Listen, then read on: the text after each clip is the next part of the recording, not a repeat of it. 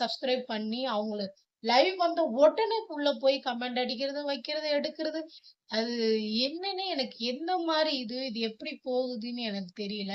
அதாவது YouTubeன்றது நம்ம இந்த கொரோனா காலத்துக்கு அப்புறம் தான் நெறைய அதாவது ஏன்னா அந்த டைம்ல இந்த சீரியல், இந்த மூவி இல்லாத நேரத்துல எல்லாருமே இந்த YouTube பார்த்து இது பண்ணாங்க. ஸோ அந்த நேரத்துல டெவலப் ஆனது தான். இந்த இது ஒரு பழைய நடிகை ஒருத்தவங்க அவங்களே சொல்லியிருந்தாங்க. நான் வந்து ரொம்ப நாள் YouTube யூஸ் பண்ணல. அப்புறம் திடீர்னு ஒரு நாள் யூஸ் பண்ணும்போது, நான் ஒரு சில வீடியோ போட்டேன். அப்புறம் கன்டினியூஸா இப்போ நான் வந்து ஒருவேள சினி ஃபீல்டுல இருந்தா கூட என்ன சேலரி நான் வாங்கியிருப்பனோ, இப்ப இருக்க காலகட்டத்துக்கு, அந்த சேலரி எனக்கு நான் வீட்ல இருந்து ஒரு வீடியோ எடுத்து போட்டுர்றேன்.